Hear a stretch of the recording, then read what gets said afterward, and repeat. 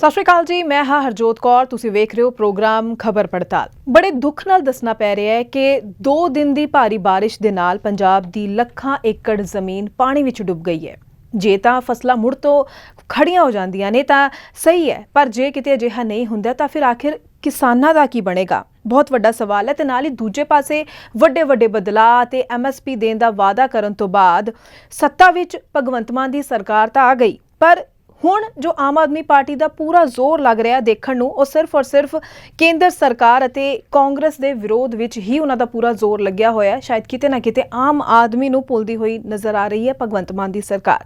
ਸਭ ਤੋਂ ਪਹਿਲਾਂ ਚਰਚਾ ਇਸੇ ਮੁੱਦੇ ਤੇ ਜ਼ਰੂਰ ਕਰਾਂਗੇ ਤੇ ਨਾਲ ਦੀ ਨਾਲ ਫਿਰ ਗੱਲ ਕਰਾਂਗੇ ਦੇਸ਼ ਵਿੱਚ ਪਹਿਲੀ ਵਾਰ ਰਾਸ਼ਟਰਪਤੀ ਬਣੀ ਆਦੀਵਾਸੀ ਮਹਿਲਾ ਦ੍ਰੋਪਦੀ ਮੁਰਮੂ ਬਾਰੇ ਕਿ ਕਿਸ ਤਰੀਕੇ ਨਾਲ ਉਹ ਜਿੱਤ ਦੇ ਰਸਤੇ ਵੱਲ ਅੱਗੇ ਵਧੇ।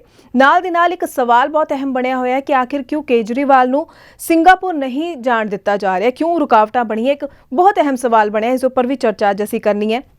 ਤੇ ਦੂਸਰੇ ਪਾਸੇ ਸਿੱਧੂ ਮੂਸੇਵਾਲਾ ਦੇ ਪਿਤਾ ਜੀ ਦਾ ਬਿਆਨ ਆਇਆ ਕਿ ਮੈਨੂੰ ਸੰਤੁਸ਼ਟੀ ਉਦੋਂ ਹੋਵੇਗੀ ਕਿ ਜਦੋਂ ਪੰਜਾਬ ਦੇ ਵਿੱਚ ਪੂਰੀ ਤਰ੍ਹਾਂ ਦੇ ਨਾਲ ਗੈਂਗਸਟਰਵਾਦ ਜਿਹੜਾ ਹੈ, ਪੰਜਾਬ ਜੋ ਹੈ ਗੈਂਗਸਟਰਵਾਦ ਤੋਂ ਮੁਕਤ ਹੋ ਜਾਵੇਗਾ। ਸੋ ਇਹਨਾਂ ਸਾਰੀਆਂ ਖਬਰਾਂ ਤੇ ਚਰਚਾ ਕਰਾਂਗੇ। ਇੱਕ ਇੱਕ ਕਰਕੇ ਸਵਾਲ ਜੋ ਹੈ ਮੈਂ ਪੁੱਛਾਂਗੀ। ਸਾਡੇ ਨਾਲ ਜੁੜੇ ਹੋਏ ਨੇ ਸੀਨੀਅਰ ਪੱਤਰਕਾਰ ਸੁਰਿੰਦਰ ਡੱਲਾ ਜੀ। ਬਹੁਤ ਬਹੁਤ ਸਵਾਗਤ ਹੈ ਡੱਲਾ ਜੀ, ਸਤਿ ਸ਼੍ਰੀ ਅਕਾਲ। ਸਤਿ ਸ਼੍ਰੀ ਅਕਾਲ ਹਰਜੋਤ ਜੀ, ਬਹੁਤ ਬਹੁਤ ਧੰਨਵਾਦ ਤੁਹਾਡਾ ਵੀ ਔਰ ਦੁਨੀਆ ਭਰ ਦੇ ਪੰਜਾਬੀਆਂ ਦਾ। ਜੀ ਡੱਲਾ ਜੀ, ਸਭ ਤੋਂ ਪਹਿਲਾਂ ਮੈਂ ਸਵਾਲ ਇਹੀ ਕਰਨਾ ਚਾਹੂੰਗੀ ਕਿ ਅਗਰ ਅਸੀਂ ਆਪਣੇ ਪੰਜਾਬ ਦੀ ਸਥਿਤੀ ਦੀ ਗੱਲ ਕਰੀਏ ਤਾਂ ਪੰਜਾਬੀਆਂ ਨੇ ਇੱਕ ਵੱਡੇ ਬਦਲਾਅ ਦੀ ਉਮੀਦ ਦੇ ਨਾਲ ਪੰਜਾਬ ਦੇ ਵਿੱਚ ਆਮ ਆਦਮੀ ਪਾਰਟੀ ਦੀ ਸਰਕਾਰ ਬਣਾਈ ਸੀ, ਪਰ ਹੁਣ ਅਸੀਂ ਦੇਖ ਰਹੇ ਹਾਂ ਕਿ ਸਰਕਾਰ ਖੁਦ ਕਈ ਸੰਕਟਾਂ ਦੇ ਵਿੱਚ ਘਿਰੀ ਹੋਈ ਹੈ। ਤਾਂ ਗੱਲ ਕਿਸ ਪਾਸੇ ਲੱਗੇਗੀ, ਇਹ ਕੁਝ ਨਜ਼ਰ ਸਾਫ਼ ਨਹੀਂ ਆ ਰਿਹਾ। ਕਿਸਾਨਾਂ ਦੀ ਸਿਆਸੀ ਜੋ ਹੈ ਲਾਰਿਆਂ ਵਿੱਚ ਤਾਂ ਨਹੀਂ ਸਾਰੀ ਜ਼ਿੰਦਗੀ ਲੰਘ ਜਾਏਗੀ, ਕਿਉਂਕਿ MSP ਦੇਣ ਦਾ ਵਾਅਦਾ ਕੀਤਾ ਗਿਆ ਸੀ, ਹੋਰ ਵੀ ਕਈ ਵਾਅਦੇ ਕੀਤੇ ਗਏ ਸੀ ਕਿ ਆਮ ਆਦਮੀ ਪਾਰਟੀ ਦੀ ਸਰਕਾਰ ਜੇ ਪੰਜਾਬ ਵਿੱਚ ਬਣਦੀ ਹੈ ਤਾਂ ਉਹ ਕਿਸਾਨਾਂ ਨੂੰ ਬਹੁਤ ਸੌਖ ਹੋ ਜਾਏਗੀ। ਸੋ MSP ਦੀ ਗੱਲ ਕਰੀਏ ਜਾਂ ਹੋਰ ਗੱਲਾਂ, ਜੋ ਦਾਅਵੇ ਵਾਅਦੇ ਕੀਤੇ ਜਾ ਰਹੇ ਸੀ, ਉਹ ਤਾਂ ਸਰਕਾਰ ਉਹਨਾਂ ਵਾਅਦਿਆਂ ਦੇ ਨੇੜੇ ਤੇੜੇ ਵੀ ਨਜ਼ਰ ਨਹੀਂ ਆ ਰਹੀ। ਹਰਜੋਤ ਜੀ, ਬਹੁਤ ਹੀ ਅਹਿਮ ਤੇ ਮਹੱਤਵਪੂਰਨ ਮੁੱਦਾ ਤੁਸੀਂ ਅੱਜ ਚੱਕਿਆ ਔਰ ਮੈਨੂੰ ਲੱਗਦਾ ਹੈ ਸਭ ਤੋਂ ਪਹਿਲਾਂ ਪੰਜਾਬ ਦੀ ਨਵੀਂ ਬਣੀ ਸਰਕਾਰ ਨੂੰ ਉਹਨਾਂ ਸਾਰੀਆਂ ਗੱਲਾਂ ਵਾਲੇ ਪਾਸੇ ਧਿਆਨ ਦੇਣ ਦੀ ਲੋੜ ਹੈ ਜਿਹੜੇ ਬਦਲਾਅ ਦੇ ਵਾਅਦੇ ਕੀਤੇ ਗਏ ਸੀ, ਸੁਪਨੇ ਵਿਖਾਏ ਗਏ ਸੀ। ਔਰ ਮੈਂ ਇਹਦੇ 'ਚ ਕੋਈ ਦੋ ਰਾਏ ਨਹੀਂ ਹੈ ਕਿ ਬਹੁਤ ਵੱਡੀ ਚੁਣੌਤੀ ਇਸ ਵਕਤ ਪੰਜਾਬ ਦੇ ਅੱਗੇ ਹੈ। ਖੇਤੀਬਾੜੀ ਸੰਕਟ ਜਿੰਨਾ ਪੰਜਾਬ ਦੇ ਅੱਗੇ ਪੈਦਾ ਹੋਇਆ ਹੈ, ਔਰ ਦੇਖੋ ਜਿਹੜੀ ਬਰਸਾਤ ਹੋ ਰਹੀ ਹੈ ਪਿਛਲੇ ਕੁਝ ਦਿਨਾਂ ਤੋਂ, ਜਿਵੇਂ ਤੁਸੀਂ ਵੀ ਜ਼ਿਕਰ ਕੀਤਾ, ਲੱਖਾਂ ਏਕੜ ਫਸਲ ਦੇ ਵਿੱਚ ਖੇਤੀ ਹੈ ਜਿਹੜੀ ਖਰਾਬ ਹੋਈ ਹੈ। ਮੈਂ ਮੂਲ ਸਵਾਲ ਤੇ ਆਊਂਗਾ।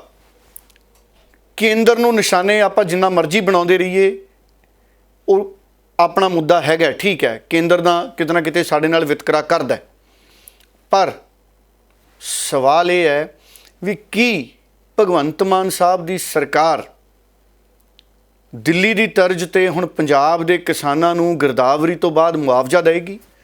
ਭਗਵੰਤ ਮਾਨ ਜੀ ਕਹਿੰਦੇ ਸੀ, ਕੇਜਰੀਵਾਲ ਸਾਹਿਬ ਕਹਿੰਦੇ ਸੀ ਪਹਿਲਾਂ ਕਿ ਅਸੀਂ ਦਿੱਲੀ 'ਚ 50,000 ਰੁਪਏ ਪ੍ਰਤੀ ਹੈਕਟੇਅਰ ਕੰਪਨਸੇਸ਼ਨ ਦਿੰਦੇ ਹਾਂ। ਇਹ ਕੁਦਰਤੀ ਮਾਰ ਹੈ ਸਾਰੀ। ਫਿਰ ਗੱਲਾਂ ਦਿੱਲੀ ਮਾਡਲ ਦੇ ਲਾਗੂ ਕਰਨ ਦੀਆਂ ਆਉਂਦੀਆਂ ਨੇ। ਹੁਣ ਪੰਜਾਬ 'ਚ ਪ੍ਰਤੀ ਹੈਕਟੇਅਰ ਕਿੰਨਾ ਮੁਆਵਜ਼ਾ ਦਿੱਲੀ ਦੀ ਆਮ ਆਦਮੀ ਪਾਰਟੀ ਦੀ ਸਰਕਾਰ ਦੇਊਗੀ? ਕਿਉਂਕਿ ਇਸ ਵਾਰ ਦਿੱਲੀ ਦੀ ਸਰਕਾਰ ਨੇ ਗਰੰਟੀਆਂ ਦਿੱਤੀਆਂ ਸੀ। ਠੀਕ ਹੈ, ਜੇ ਦਿੱਲੀ ਮਾਡਲ ਲਾਗੂ ਕਰਨਾ ਹੈ, 50,000 ਪ੍ਰਤੀ ਹੈਕਟੇਅਰ ਦਿੱਲੀ ਦੀ ਸਰਕਾਰ ਦਾਅਵਾ ਕਰਦੀ ਹੈ ਕੰਪਨਸੇਸ਼ਨ ਦਾ। ਕੇਜਰੀਵਾਲ ਜੀ ਕਈ ਵਾਰ ਪ੍ਰੈਸ ਕਾਨਫਰੰਸਾਂ ਦੇ ਵਿੱਚ ਦਿੱਲੀ 'ਚ ਕਹਿ ਚੁੱਕੇ ਨੇ ਆਪਣੇ ਕਿਸਾਨਾਂ ਦੇ ਲਈ। ਉਹ ਇੱਥੋਂ ਤੱਕ ਕੇਜਰੀਵਾਲ ਸਾਹਿਬ ਕਹਿੰਦੇ ਸੀ ਵੀ ਅਸੀਂ 50,000 ਪ੍ਰਤੀ ਹੈਕਟੇਅਰ ਮੁਆਵਜ਼ਾ ਦਿੰਦੇ ਹਾਂ ਫਸਲਾਂ ਦੇ ਖਰਾਬੇ ਦਾ, ਕੁਦਰਤੀ ਤੌਰ 'ਤੇ ਖਰਾਬ ਹੋ ਜਾਣ। ਅਤੇ ਇਹ ਪੂਰੇ ਇੰਡੀਆ ਨਾਲੋਂ ਸਭ ਤੋਂ ਵਧੀਆ ਮਾਡਲ ਹੈ ਕਿ ਹੁਣ 50,000 ਰੁਪਏ ਪ੍ਰਤੀ ਹੈਕਟੇਅਰ ਦੇ ਫਾਰਮੂਲੇ ਨਾਲ ਪੰਜਾਬ 'ਚ ਸਾਡੇ ਕਿਸਾਨਾਂ ਦੀ ਜਿਹੜੀ ਖੇਤੀ ਖਰਾਬ ਹੋਊਗੀ, ਗਿਰਦਾਵਰੀ ਤੋਂ ਬਾਅਦ ਮੁਆਵਜ਼ਾ ਦਿੱਤਾ ਜਾਏਗਾ। ਇਹ ਆਪਣੇ ਆਪ ਦੇ ਵਿੱਚ ਵੱਡੀ ਗੱਲ ਹੈ। ਮੈਂ ਗੱਲ ਇਸ ਕਰਕੇ ਵੀ ਕਰ ਰਿਹਾ ਕਿ ਚਰਨਜੀਤ ਚੰਨੀ ਉਹਨਾਂ ਨੇ 100 ਕਰੋੜ ਰੁਪਇਆ ਨਰਮੇ ਦੀ ਜਿਹੜੀ ਸਾਡੀ ਫਸਲ ਖਰਾਬ ਹੋਈ ਸੀ ਪਿਛਲੀ ਵਾਰੀ ਗੁਲਾਬੀ ਸੁੰਡੀ ਕਰਕੇ, ਮੱਛਰ ਮੱਖੀਆਂ ਕਰਕੇ, ਅਤੇ ਭਗਵੰਤ ਮਾਨ ਸਾਹਿਬ ਦੀ ਜਦੋਂ ਸਰਕਾਰ ਆਈ ਸੀ ਅਤੇ ਭਗਵੰਤ ਮਾਨ ਜੀ ਨੇ ਖਾਸ ਤੌਰ 'ਤੇ ਉੱਥੇ ਕਿਹਾ ਸੀ ਕਿ ਹੁਣ ਕਿਸਾਨਾਂ ਨੂੰ ਮੁਆਵਜ਼ੇ ਲਈ ਤਰਸਣਾ ਨਹੀਂ ਪਏਗਾ। ਹੁਣ ਤਾਂ ਭਗਵੰਤ ਮਾਨ ਜੀ ਜਗ ਜ਼ਾਹਰ ਹੈ, ਤੁਸੀਂ ਭਾਵੇਂ ਆਪਣਾ ਇਲਾਜ ਕਰਾ ਲਿਆ ਦਿੱਲੀ 'ਚ ਜਾ ਕੇ, ਪਰ ਜੇ ਕਿਸਾਨ ਦਾ ਪੁੱਤ ਬਿਮਾਰ ਹੋ ਜੇ, ਧੀ ਬਿਮਾਰ ਹੋ ਜੇ, ਉਹਦੇ ਕੋਲੇ ਇੰਨੇ ਸਾਧਨ ਨਹੀਂ ਵੀ ਉਹ ਦਿੱਲੀ ਜਾ ਕੇ ਇਲਾਜ ਕਰਾਵੇ। ਇਸ ਕਰਕੇ ਕਿਸਾਨਾਂ ਦੀ ਸਥਿਤੀ ਵਾਲੇ ਪਾਸੇ ਸਾਨੂੰ ਬਹੁਤ ਗੰਭੀਰਤਾ ਦੇ ਨਾਲ ਇਸ ਵਕਤ ਸੋਚਣਾ ਪੈਣਾ ਹੈ। ਸਿਆਸਤ ਆਪਣੀ ਥਾਂ ਤੇ ਹੈ, ਸ਼ੌਹਰਤ ਆਪਣੀ ਥਾਂ ਤੇ ਹੈ, ਵਾਅਦੇ ਆਪਣੀ ਥਾਂ ਤੇ ਹੈ, ਜਜ਼ਬਾਤ ਆਪਣੀ ਥਾਂ ਤੇ ਹੈ, ਤੇ ਭਗਵੰਤ ਮਾਨ ਸਾਹਿਬ ਸ਼ਹੀਦ ਭਗਤ ਸਿੰਘ ਦੀ ਸੋਚ ਲਾਗੂ ਕਰਨੀ ਪੈਣੀ ਹੈ। ਬਰਾਬਰਤਾ ਦਾ ਸਮਾਜ ਸਾਨੂੰ ਸਿਰਜਣਾ ਪੈਣਾ ਹੈ। ਰੰਗਲਾ ਪੰਜਾਬ ਤਾਂ ਹੀ ਬਣਨਾ ਹੈ। ਹੁਣ ਇੰਤਜ਼ਾਰ ਇਸ ਗੱਲ ਦਾ ਹੈ ਕਿ ਤੁਸੀਂ ਗਿਰਦਾਵਰੀ ਦੇ ਹੁਕਮ ਕੀਤੇ ਨੇ, ਹੋਰ ਥਾਵਾਂ ਤੇ ਗਿਰਦਾਵਰੀ ਹੁੰਦੀ ਹੈ, ਮੁਆਵਜ਼ਾ ਕਿੰਨਾ ਦਓਗੇ? ਕਿਸਾਨ ਇਹ ਸੁਣਨਾ ਚਾਹੁੰਦੇ ਨੇ। ਕਈ ਕਿਸਾਨਾਂ ਦੇ ਨਾਲ ਮੇਰੀ ਮੁਲਾਕਾਤ ਹੋਈ ਹੈ, ਮੇਰੀ ਗੱਲਬਾਤ ਵੀ ਹੋਈ ਹੈ। ਉਹ ਮੁਆਵਜ਼ਾ ਚਾਹ ਰਹੇ ਨੇ ਹੁਣ ਕਿਸਾਨ। ਹੁਣ ਇਹ ਤੁਹਾਡੇ ਲਈ ਸਭ ਤੋਂ ਵੱਡਾ ਟੈਸਟ ਹੈ। ਦੂਸਰਾ, ਮੈਂ ਦੇਖਿਆ ਜ਼ਿਆਦਾਤਰ ਜ਼ੋਰ ਹੈ ਜਿਹੜਾ ਸਰਕਾਰਾਂ ਦਾ ਸਮੇਂ-ਸਮੇਂ ਤੇ ਕੇਂਦਰ ਸਰਕਾਰ ਨੂੰ ਨਿੰਦਣ ਤੇ ਲੱਗਿਆ ਰਹਿੰਦਾ ਹੈ। ਹੁਣ ਮੈਂ ਸੁਣ ਰਿਹਾ ਸੀ ਕੱਲ ਮੀਤ ਹੇਅਰ ਸਾਹਿਬ ਦੀ ਪ੍ਰੈਸ ਕਾਨਫਰੰਸ, ਬਰਨਾਲੇ ਪਹਿਲੀ ਵਾਰੀ ਗਏ ਸੀ, ਮੰਤਰੀ ਬਣਨ ਤੋਂ ਬਾਅਦ ਉਹਨਾਂ ਨੂੰ ਮੁਬਾਰਕਾਂ। ਉੱਥੇ ਵੀ ਪੱਤਰਕਾਰਾਂ ਨਾਲ ਗੱਲਬਾਤ ਕਰਦੇ ਹੋਏ ਕਹਿੰਦੇ ਕਿ MSP ਕਮੇਟੀ ਜਿਹੜੀ ਹੈ ਉਹ ਕਿਸਾਨ ਵਿਰੋਧੀ ਹੈ। ਮੀਤ ਹੇਅਰ ਜੀ ਕਹਿੰਦੇ ਕੇਂਦਰ ਨੇ ਉਹ ਗੱਲ ਸਮਝ ਆਉਂਦੀ ਹੈ ਵੀ ਪੰਜਾਬ ਦੇ ਨੁਮਾਇੰਦੇ ਨਹੀਂ ਪਾਏ, ਪੰਜਾਬ ਸਰਕਾਰ ਦਾ ਨੁਮਾਇੰਦਾ ਨਹੀਂ ਪਾਇਆ। ਰਾਘਵ ਚੱਡਾ ਜੀ ਨੇ ਵੀ ਪ੍ਰੈਸ ਕਾਨਫਰੰਸ ਕੀਤੀ, ਬਿਆਨ ਵੀ ਜਾਰੀ ਕੀਤਾ। ਅਸੀਂ ਵੀ ਆਪਣੇ ਟੈਲੀਵਿਜ਼ਨ ਤੇ ਦਿਖਾਇਆ, ਆਪਣੇ ਚੈਨਲ ਤੇ ਦਿਖਾਇਆ ਵੀ ਠੀਕ ਹੈ ਜੀ, ਕੇਂਦਰ ਨੂੰ ਪੰਜਾਬ ਦੀ ਨੁਮਾਇੰਦਗੀ ਦੇਣੀ ਚਾਹੀਦੀ ਸੀ। ਭਗਵੰਤ ਮਾਨ ਸਾਹਿਬ ਵੀ ਕਹਿੰਦੇ ਕੇਂਦਰ ਵਿਤਕਰਾ ਕਰ ਰਿਹਾ, ਪੰਜਾਬ ਨਾਲ ਧੱਕਾ ਹੋ ਰਿਹਾ ਤੇ ਭਗਵੰਤ ਮਾਨ ਸਾਹਿਬ ਕਹਿੰਦੇ ਕੌਮੀ ਅੰਨ ਭੰਡਾਰ ਦੇ ਵਿੱਚ ਵੱਡਾ ਹਿੱਸਾ ਪੰਜਾਬ ਦਿੰਦਾ, ਫਿਰ ਵੀ ਪੰਜਾਬ ਨਾਲ ਧੱਕਾ ਹੋ ਰਿਹਾ। ਕੇਂਦਰ ਵਾਲੀ ਗੱਲ ਠੀਕ ਹੈ, ਇਸੇ ਕਰਕੇ ਬੀਜੇਪੀ ਨੂੰ ਕਿਸਾਨੀ ਵੋਟ ਨਹੀਂ ਜ਼ਿਆਦਾ ਮਿਲ ਰਹੀ ਪੰਜਾਬ 'ਚ। ਇਸੇ ਕਰਕੇ ਬੀਜੇਪੀ ਨੂੰ ਸਾਡੇ ਪੇਂਡੂ ਖੇਤਰਾਂ ਦੀ ਵੋਟ ਨਹੀਂ ਜ਼ਿਆਦਾ ਮਿਲ ਰਹੀ, ਕਿਉਂਕਿ ਉਹ ਨਹੀਂ ਸਮਝ ਰਹੇ ਬੀਜੇਪੀ ਵਾਲੇ ਪੰਜਾਬ ਦੀਆਂ ਦਿੱਕਤਾਂ। ਔਰ ਪੰਜਾਬ ਦੇ ਬੀਜੇਪੀ ਦੇ ਲੀਡਰ ਵੀ ਸਾਡੀ ਕਿਸਾਨੀ ਦੀ ਬਾਂਹ ਨਹੀਂ ਫੜ ਰਹੇ। ਇਹ ਬਦਕਿਸਮਤੀ ਹੈ ਕਿ ਪੰਜਾਬ 'ਚ ਬੀਜੇਪੀ ਕੋਲੇ ਕੋਈ ਐਡਾ ਵੱਡਾ ਲੀਡਰ ਨਹੀਂ ਹੈ ਜਿਹੜਾ ਪੰਜਾਬ ਦੇ ਹੱਕ ਦੀ ਗੱਲ, ਕਿਸਾਨਾਂ ਦੇ ਹੱਕ ਦੀ ਗੱਲ ਮੋਦੀ ਸਾਹਿਬ ਤੇ ਅਮਿਤ ਸ਼ਾਹ ਜੀ ਦੇ ਕੰਨ 'ਚ ਸਿੱਧੀ ਜਾ ਕੇ ਕਹਿ ਦੇ। ਕੋਈ ਐਡੇ ਵੱਡੇ ਕੱਦ ਦਾ ਲੀਡਰ ਹੀ ਨਹੀਂ। ਸੰਨੀ ਦਿਓਲ ਸਾਹਿਬ ਸੀ, ਉਹ ਘੱਟ ਆਉਂਦੇ ਨੇ ਪਾਰਲੀਮੈਂਟ ਦੇ ਵਿੱਚ। ਉਹਨਾਂ ਨੇ ਤਾਂ ਵੋਟ ਵੀ ਨਹੀਂ ਪਾਈ ਜਦੋਂ ਸਾਡੇ ਰਾਸ਼ਟਰਪਤੀ ਦੀ ਚੋਣ ਸੀ। ਬੀਬੀ ਦ੍ਰੋਪਦੀ ਮੁਰਮੂ ਜੀ ਰਾਸ਼ਟਰਪਤੀ ਬਣ ਗਏ ਨੇ, ਮੁਬਾਰਕਾਂ ਉਹਨਾਂ ਨੂੰ ਵੀ ਔਰ ਪੂਰੇ ਦੇਸ਼ ਨੂੰ ਵੀ। ਆਦੀਵਾਸੀ ਮਹਿਲਾ ਨੇ, ਇਹ ਦੂਸਰੀ ਵਾਰੀ ਸਾਡੇ ਮੁਲਕ 'ਚ ਮਹਿਲਾ ਰਾਸ਼ਟਰਪਤੀ ਬਣੇ ਨੇ। ਹੁਣ ਸੰਨੀ ਦਿਓਲ ਸਾਹਿਬ ਨੇ ਤਾਂ ਰਾਸ਼ਟਰਪਤੀ ਦੇ ਲਈ ਵੀ ਵੋਟ ਨਹੀਂ ਪਾਈ। ਹੁਣ ਉਹੀ ਬਾਂਹ ਫੜ ਲੈਂਦੇ ਪੰਜਾਬ ਦੀ ਕਿਸਾਨੀ ਦੀ। ਟਵੀਟ ਕੀਤਾ ਸੀ ਇੱਕ ਕਿਸਾਨ ਅੰਦੋਲਨ ਵੇਲੇ। ਟਵੀਟਾਂ ਨਾਲ ਕਿੱਥੇ ਗੱਲ ਬਣਦੀ ਹੈ। ਹੁਣ ਗੱਲ ਮੈਂ ਫਿਰ ਮੁੱਦੇ ਤੇ ਆਉਣਾ। ਸੋ ਚੁਣੌਤੀ ਅਸਲ ਹਰਜੋਤ ਜੀ ਭਗਵੰਤ ਮਾਨ ਸਾਹਿਬ ਅੱਗੇ ਇਹ ਹੈ, ਕੇਂਦਰ ਨੂੰ ਨਿੰਦ ਕੇ ਕੰਮ ਨਹੀਂ ਚੱਲਣਾ। ਕੇਂਦਰ ਨੂੰ ਨਿੰਦੀ ਜਾਓ ਤੁਸੀਂ, ਉਹ ਤਾਂ ਕਿੰਨੀਆਂ ਪੋਲੀਟੀਕਲ ਪਾਰਟੀਆਂ ਆਈਆਂ, ਕਾਂਗਰਸ ਹੈ, ਅਕਾਲੀ ਦਲ ਹੈ, ਪੰਜਾਬ 'ਚ ਬਹੁਜਨ ਸਮਾਜ ਪਾਰਟੀ ਸੀ, ਲੈਫਟ ਪਾਰਟੀਆਂ ਸੀ, ਉਹ ਸਾਰੇ ਬੀਜੇਪੀ ਨੂੰ ਨਿੰਦਦੇ ਰਹੇ ਹੈ। ਉਹ ਤਾਂ ਸਿਆਸੀ ਵਿਰੋਧ ਇੱਕ ਦੂਜੇ ਦਾ ਚੱਲਦਾ ਰਹਿਣਾ। ਪਰ ਮਸਲਾ ਇਹ ਹੈ ਕਿ ਪੰਜਾਬ ਦੀ ਸਰਕਾਰ ਆਪਣੀ ਜ਼ਿੰਮੇਵਾਰੀ ਕਿਵੇਂ ਨਿਭਾਏਗੀ। ਕੀ ਭਗਵੰਤ ਮਾਨ ਸਾਹਿਬ ਹੁਣ ਵੀਡੀਓ ਜਾਰੀ ਕਰਨਗੇ ਵੀ ਅਸੀਂ ਪੰਜਾਬ ਦੇ ਕਿਸਾਨਾਂ ਨੂੰ ਮੁਆਵਜ਼ਾ ਕਿ ਦਿੱਲੀ ਮਾਡਲ ਦੀ ਤਰਜ਼ ਤੇ ਦੇਵਾਂਗੇ, 50,000 ਪ੍ਰਤੀ ਹੈਕਟੇਅਰ ਦੇ ਫਾਰਮੂਲੇ ਤੇ ਪੰਜਾਬ ਦੇ ਕਿਸਾਨਾਂ ਨੂੰ ਮੁਆਵਜ਼ਾ ਦਿੱਤਾ ਜਾਊਗਾ, ਜਾਂ 20,000 ਪ੍ਰਤੀ ਹੈਕਟੇਅਰ ਦੇ ਫਾਰਮੂਲੇ ਤੇ ਪੰਜਾਬ ਦੇ ਕਿਸਾਨਾਂ ਨੂੰ ਉਹਨਾਂ ਦੇ ਨੁਕਸਾਨ ਦੇ ਹਿਸਾਬ ਨਾਲ ਮੁਆਵਜ਼ਾ ਦਿੱਤਾ ਜਾਊਗਾ। ਕਿਉਂਕਿ ਭਗਵੰਤ ਮਾਨ ਸਾਹਿਬ ਨੇ ਬਹੁਤ ਸ਼ਾਇਰੀ ਵੀ ਕੀਤੀ ਹੈ, ਚੁਟਕਲੇ ਵੀ ਸੁਣਾਏ ਨੇ, ਕਵਿਤਾਵਾਂ ਵੀ ਸੁਣਾਈਆਂ। ਛੋਟੇ ਛੋਟੇ ਚੈੱਕ ਪੰਜਾਬ 'ਚ ਦਿੱਤੇ ਜਾਂਦੇ ਰਹੇ ਨੇ ਮੁਆਵਜ਼ੇ ਵਜੋਂ। ਇਸ ਵਾਰ ਅਗਨੀ ਪ੍ਰੀਖਿਆ ਹੈ। ਸੋ ਇਸ ਕਰਕੇ ਹੁਣ ਸਿਰਫ ਜਜ਼ਬਾਤ ਤੇ ਗੱਲਾਂ ਦਾ ਵਕਤ ਨਹੀਂ ਹਰਜੋਤ ਜੀ। ਮੈਨੂੰ ਵੀ ਬੜਾ ਦੁੱਖ ਹੈ, ਤੁਹਾਡੀਆਂ ਵੀ ਮੈਂ ਭਾਵਨਾਵਾਂ ਸਮਝੀਆਂ। ਪ੍ਰੋਗਰਾਮ ਦੇ ਸ਼ੁਰੂਆਤ ਦੇ ਵਿੱਚ ਹੀ ਤੁਹਾਡੇ ਸ਼ਬਦਾਂ 'ਚ ਕਿਸਾਨਾਂ ਦਾ ਦੁੱਖ ਮੈਨੂੰ ਦਿਖ ਰਿਹਾ ਸੀ। ਸੋ ਤੁਸੀਂ ਖੁਦ ਪੰਜਾਬ 'ਚ ਜੰਮੇ ਪਲੇ ਹੋ। ਸੋ ਇਸ ਕਰਕੇ ਇਹ ਬੜਾ ਜ਼ਰੂਰੀ ਹੋ ਗਿਆ ਕਿ ਹੁਣ ਸਾਡੀ ਸਿਆਸਤ, ਸੁਖਪਾਲ ਖਹਿਰਾ ਵੀ ਡਟ ਕੇ ਖੜਿਆ। ਮੈਂ ਦੇਖਿਆ ਪ੍ਰਤਾਪ ਬਾਜਵਾ ਉਹਨਾਂ ਨੇ ਬਿਆਨ ਦਿੱਤਾ ਕਿ ਜਿਹੜੇ ਨੁਕਸਾਨ ਹੋ ਗਏ ਸਾਡੇ ਐਡੇ ਕੁਦਰਤੀ ਫਸਲਾਂ ਦੇ, ਕਈ ਪਿੰਡਾਂ 'ਚ ਤਾਂ ਬਹੁਤ ਜ਼ਿਆਦਾ ਨੁਕਸਾਨ ਹੋਏ ਨੇ। ਸੋ ਤੁਰੰਤ ਭਗਵੰਤ ਮਾਨ ਜੀ ਅੱਜ ਕੋਈ ਵੀਡੀਓ ਜਾਰੀ ਕਰੋ, ਕੋਈ ਮੁਆਵਜ਼ੇ ਦਾ ਐਲਾਨ ਕਰੋ, ਤਾਂ ਕਿ ਕਿਸਾਨਾਂ ਨੂੰ ਥੋੜ੍ਹਾ ਜਿਹਾ ਹੌਸਲਾ ਪਵੇ। ਜਦੋਂ ਫਸਲ ਸਾਹਮਣੇ ਅੱਖਾਂ ਦੇ ਤਬਾਹ ਹੋਈ ਪਈ ਹੋਵੇ, ਮੁੱਧੀ ਹੋਈ ਪਈ ਹੋਵੇ, ਤੇ ਥੋੜ੍ਹਾ ਜਿਹਾ ਜਿਹੜਾ ਮੁਆਵਜ਼ੇ ਦਾ ਐਲਾਨ ਹੋ ਜਾਂਦਾ ਹੈ, ਤੇ ਭਾਈ ਅਸੀਂ ਇਸ ਹਿਸਾਬ ਨਾਲ ਮੁਆਵਜ਼ਾ ਦੇਵਾਂਗੇ, ਥੋੜ੍ਹੀ ਜਿਹੀ ਰਾਹਤ ਹੋ ਜਾਂਦੀ ਹੈ। ਉਧਾਰ ਤੇ ਪੈਸੇ ਫੜ ਕੇ ਝੋਨਾ ਬੀਜਿਆ ਸਾਡੇ ਲੋਕਾਂ ਨੇ, ਡੀਜ਼ਲ ਵੀ ਖੂਬ ਵਰਤਿਆ, ਔਰ ਤੁਸੀਂ ਡੀਜ਼ਲ ਘੱਟ ਵੀ ਨਹੀਂ ਕੀਤਾ ਮੁੱਲ। ਚਰਨਜੀਤ ਚੰਨੀ 10 ਰੁਪਏ ਪੈਟਰੋਲ ਤੇ ਡੀਜ਼ਲ ਦੀਆਂ ਕੀਮਤਾਂ ਘਟਾ ਗਏ ਸੀ। ਇਸ ਮਸਲੇ ਨੂੰ ਉਹਨਾਂ ਨੇ ਕਾਫੀ ਹੱਦ ਤੱਕ ਹੱਲ ਕੀਤਾ ਸੀ। ਡੀਜ਼ਲ ਬਹੁਤ ਮਹਿੰਗਾ ਹੈ। ਸੋ ਇਸ ਪਾਸੇ ਮੈਂ ਉਮੀਦ ਕਰਦਾ ਕਿ ਸਿਰਫ ਬਿਆਨਾਂ ਤੱਕ ਸੀਮਤ ਨਹੀਂ ਰਹੂਗੀ। ਸੱਤਾਧਾਰੀ ਧਿਰ ਇਸ ਮਸਲੇ ਤੇ ਸੰਜੀਦਾ ਨੇ। ਸਾਡੇ ਖੇਤੀਬਾੜੀ ਮੰਤਰੀ ਕੁਲਦੀਪ ਧਾਲੀਵਾਲ, ਮੈਨੂੰ ਲੱਗਦਾ ਸਾਰੇ ਮਿਲ ਜੁਲ ਕੇ ਭਗਵੰਤ ਮਾਨ ਸਾਹਿਬ ਤੋਂ ਜ਼ਰੂਰ ਵੀਡੀਓ ਜਾਰੀ ਕਰਾਉਣਗੇ ਵੀ ਅਸੀਂ ਕਿੰਨਾ ਮੁਆਵਜ਼ਾ ਪੰਜਾਬ ਦੇ ਕਿਸਾਨਾਂ ਨੂੰ ਪ੍ਰਤੀ ਹੈਕਟੇਅਰ ਹੁਣ ਦੇਵਾਂਗੇ। ਕੀ ਕੈਪਟਨ ਅਮਰਿੰਦਰ ਸਿੰਘ ਵਾਲੀ ਨੀਤੀ ਤੇ ਹੀ ਮੁਆਵਜ਼ਾ ਦਿੱਤਾ ਜਾਣਾ ਹੈ, ਜਾਂ ਬਦਲਾਅ ਵਾਲੀ ਨੀਤੀ, ਆਮ ਆਦਮੀ ਪਾਰਟੀ ਦੀ ਨੀਤੀ ਤੇ ਦਿੱਲੀ ਮਾਡਲ ਦੀ ਨੀਤੀ ਤੇ ਮੁਆਵਜ਼ਾ ਦਿੱਤਾ ਜਾਣਾ ਹੈ ਕਿਸਾਨਾਂ ਨੂੰ, ਇਹਦੇ ਤੇ ਨਜ਼ਰ ਰਹੇਗੀ। ਸੋ ਹੁਣ ਇਹ ਵੀ ਬੜਾ ਜ਼ਰੂਰੀ ਹੈ ਕਿ ਕੇਂਦਰ ਸਰਕਾਰ ਵੀ ਆਪਣੀ ਜ਼ਿੰਮੇਵਾਰੀ ਨਿਭਾਵੇ। ਮੋਦੀ ਸਾਹਿਬ, ਅਮਿਤ ਸ਼ਾਹ ਜੀ, ਨਰਿੰਦਰ ਤੋਮਰ ਖੇਤੀਬਾੜੀ ਮੰਤਰੀ, ਉਹ ਵੀ ਇਸ ਪਾਸੇ ਧਿਆਨ ਦੇਣ ਕਿ ਪੰਜਾਬ 'ਚ ਕਾਫੀ ਨੁਕਸਾਨ ਫਸਲਾਂ ਦਾ ਹੋਇਆ ਹੈ। ਉਹ ਵੀ ਕੇਂਦਰ ਵੀ ਆਪਣੇ ਵੱਲੋਂ ਕੋਈ ਨਾ ਕੋਈ ਮੁਆਵਜ਼ਾ ਦੇਵੇ, ਤਾਂ ਹੀ ਗੱਲ ਪੰਜਾਬ ਦੀ ਕਿਸਾਨੀ ਦੀ ਬਣਨੀ ਹੈ। ਸੋ ਡੱਲਾ ਜੀ, ਪਹਿਲੀ ਆਦੀਵਾਸੀ ਮਹਿਲਾ ਦ੍ਰੋਪਦੀ ਮੁਰਮੂ ਦੇ ਰਾਸ਼ਟਰਪਤੀ ਬਣਨ ਤੋਂ ਬਾਅਦ ਪੂਰੇ ਦੇਸ਼ ਵਿੱਚ ਜਸ਼ਨ ਵੇਖਣ ਨੂੰ ਜ਼ਰੂਰ ਮਿਲ ਰਹੇ ਨੇ। ਕਾਫੀ ਖੁਸ਼ੀ ਹੈ, ਖੁਸ਼ੀ ਦੀ ਗੱਲ ਵੀ ਜ਼ਰੂਰ ਹੈ, ਪਰ ਨਾਲ ਦੀ ਨਾਲ ਇਸ ਪੂਰੀ ਚੋਣ ਪ੍ਰਕਿਰਿਆ ਦੀ ਕਹਾਣੀ ਵੀ ਤੁਹਾਡੇ ਤੋਂ ਸਮਝਣਾ ਚਾਹਾਂਗੇ। ਤੇ ਨਾਲ ਦੀ ਨਾਲ ਯਸ਼ਵੰਤ ਸਿਨਹਾ, ਜਿਨ੍ਹਾਂ ਨੂੰ ਕਿ ਕਾਫੀ ਉਮੀਦ ਲੱਗ ਰਹੀ ਸੀ, ਕਾਫੀ ਉਹਨਾਂ ਦੇ ਸਮਰਥਨ ਵਿੱਚ ਵੀ ਆ ਰਹੇ ਸੀ, ਕੀ ਸਥਿਤੀ ਦਿਖ ਰਹੀ ਹੈ ਉਹਨਾਂ ਦੀ ਵੀ ਅੱਗੋਂ ਆਉਣ ਵਾਲੇ ਸਮੇਂ ਦੇ ਵਿੱਚ, ਤੇ ਕਿਸ ਤਰੀਕੇ ਨਾਲ ਵੇਖਦੇ ਆ ਕਿ ਜਦੋਂ ਦੇਸ਼ ਦੇ ਵਿੱਚ ਰਾਸ਼ਟਰਪਤੀ ਦੀ ਕੁਰਸੀ ਦੇ ਉੱਪਰ ਹੁਣ ਇੱਕ ਆਦੀਵਾਸੀ ਮਹਿਲਾ ਬੈਠਦੇ ਨਜ਼ਰ ਆਣਗੇ, ਦ੍ਰੋਪਦੀ ਮੁਰਮੂ ਜੀ? ਹਰਜੋਤ ਜੀ, 15ਵੇਂ ਰਾਸ਼ਟਰਪਤੀ ਸਾਡੇ ਚੁਣੇ ਗਏ ਨੇ ਦ੍ਰੋਪਦੀ ਮੁਰਮੂ ਜੀ, ਔਰ 24 ਜੁਲਾਈ ਨੂੰ ਅਸੀਂ ਉਮੀਦ ਕਰਦੇ ਹਾਂ ਕਿ ਇਹ ਆਪਣਾ ਅਹੁਦਾ ਸੰਭਾਲ ਲੈਣਗੇ, 24 ਜੁਲਾਈ ਨੂੰ ਜਾਂ 25 ਜੁਲਾਈ ਨੂੰ। ਔਰ ਇਹਨਾਂ ਦੀ ਜਿਹੜੀ ਉਮਰ ਹੈ ਇਸ ਵਕਤ, ਇਹ 20 ਜੂਨ 1958 ਦੇ ਜਨਮੇ ਨੇ। ਸੋ 64 ਵਰਿਆਂ ਦੇ ਨੇ ਬੀਬੀ ਦ੍ਰੋਪਦੀ ਮੁਰਮੂ ਜੀ, ਔਰ ਭਾਰਤੀ ਜਨਤਾ ਪਾਰਟੀ ਨਾਲ ਇਹਨਾਂ ਦਾ ਸਬੰਧ ਹੈ, ਮੁੱਢ ਤੋਂ ਹੀ ਭਾਰਤੀ ਜਨਤਾ ਪਾਰਟੀ ਦੇ ਵਿੱਚ ਰਹੇ ਨੇ। ਔਰ ਇਹਨਾਂ ਦੇ ਜਿਹੜੇ ਪਤੀ ਸੀ ਸ਼ਾਮ ਚੰਦਰ ਮੁਰਮੂ ਜੀ ਸੀ, 1976 'ਚ ਉਹਨਾਂ ਦਾ ਜਨਮ ਹੋਇਆ ਸੀ, 2014 'ਚ ਉਹ ਦੁਨੀਆ ਤੋਂ ਚਲੇ ਗਏ ਸੀ। ਸੋ ਇਹਨਾਂ ਦੇ 3 ਬੱਚੇ ਸੀ, ਜਿਨ੍ਹਾਂ ਦੇ ਵਿੱਚੋਂ 2 ਦੁਨੀਆ ਤੋਂ ਚਲੇ ਗਏ, ਇੱਕ ਇਹਨਾਂ ਦੀ ਧੀ ਹੈ। ਔਰ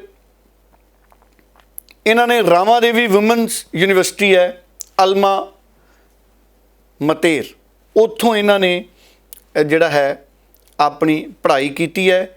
ਸੋ ਟੀਚਰ ਰਹੇ ਨੇ ਪਹਿਲਾਂ, ਤੇ ਹੁਣ ਆਕੂਪੇਸ਼ਨ ਹੈ ਜਿਹੜੀ ਇਹਨਾਂ ਦੀ ਉਹ ਪੋਲੀਟੀਸ਼ੀਅਨ ਹੈ। ਸੋ ਇਹ ਸਾਡੇ ਦੇਸ਼ ਦੇ ਨਵੇਂ ਰਾਸ਼ਟਰਪਤੀ ਦੇ ਜ਼ਿੰਦਗੀ ਨਾਲ ਜੁੜੀਆਂ ਕੁਝ ਚੀਜ਼ਾਂ ਨੇ।